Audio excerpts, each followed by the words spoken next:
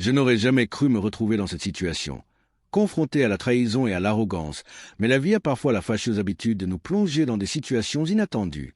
J'ai 36 ans et je suis en plein divorce avec mon ex-femme, Laurie, elle aussi âgée de 36 ans. Nous avons une fille de 8 ans, Roé.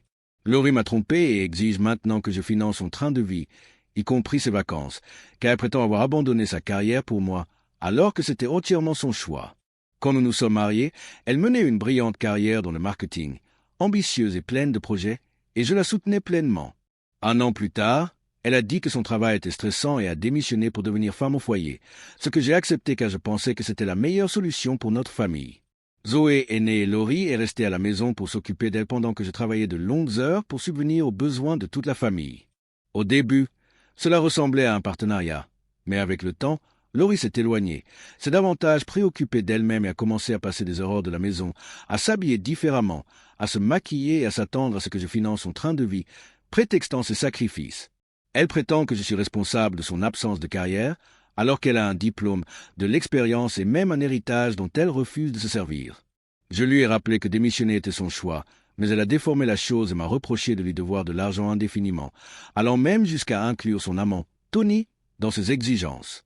Elle réclamait de l'argent pour le loyer, les factures, les courses, les loisirs, les vacances, la rénovation de son appartement, les abonnements à la salle de sport et les soins en spa, le tout sous prétexte de subvenir aux besoins de Zoé. Mais il était évident que c'était pour elle et Tony. L'audace de me demander de couvrir les dettes de Tony a été la goutte d'eau qui a fait déborder le vase. J'ai refusé de financer leur train de vie, donnant la priorité aux besoins de Zoé, notamment son école et ses activités. Laurie a menacé de porter plainte, prétendant que j'ai gâché sa vie, et le contrat prénuptial est devenu crucial lorsque j'ai engagé un avocat. Zoé a d'abord séjourné chez Laurie, dans le petit appartement d'une chambre de Tony, mais elle est revenue chez moi au bout d'une semaine, mal à l'aise de dormir sur le canapé et se sentant déplacée. Laurie a essayé de la convaincre de rester, mais Zoé a insisté pour rentrer, et j'ai refusé de la forcer à rester dans un endroit où elle ne se sentait pas chez elle. Le bonheur de Zoé est devenu ma priorité, et j'ai recentré mes échanges avec Laurie uniquement sur elle. La procédure judiciaire s'est éternisée, avec des enquêtes sur les finances, les questions de garde, et Zoé a été appelée à témoigner, ce qui était déchirant. La mère de Laurie, Carole, a pris contact avec moi, s'excusant pour le comportement de sa fille et exprimant son inquiétude pour Zoé, apportant un peu de réconfort dans ce chaos. Zoé m'a confié que Tony la mettait mal à l'aise en lui posant des questions d'argent, ce qui a conforté ma décision de la garder dans un environnement sûr et stable.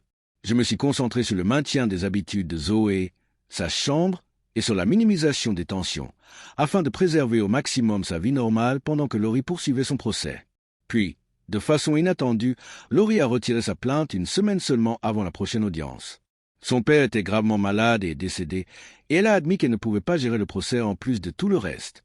Aux obsèques, j'étais présent pour Carole et pour Zoé, mettant de côté mes propres sentiments. Après la cérémonie, Laurie a expliqué qu'elle s'était tournée vers Tony car elle se sentait délaissée, cherchant une validation et une attention que, selon elle, je ne lui avais pas accordée.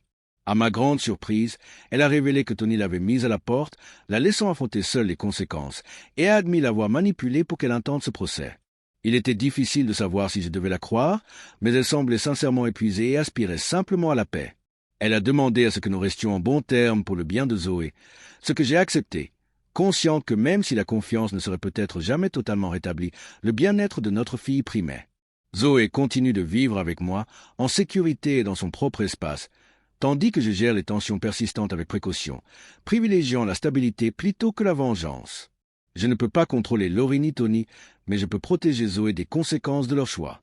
Ces derniers mois ont été chaotiques et éprouvants, mais j'ai appris à donner la priorité à ce qui compte vraiment. La sécurité, le bonheur et le sentiment d'appartenir à un foyer pour Zoé. Laurie ne comprendra peut-être jamais ses responsabilités, et Tony ne contribuera peut-être jamais. Mais je continuerai d'offrir une vie stable à ma fille.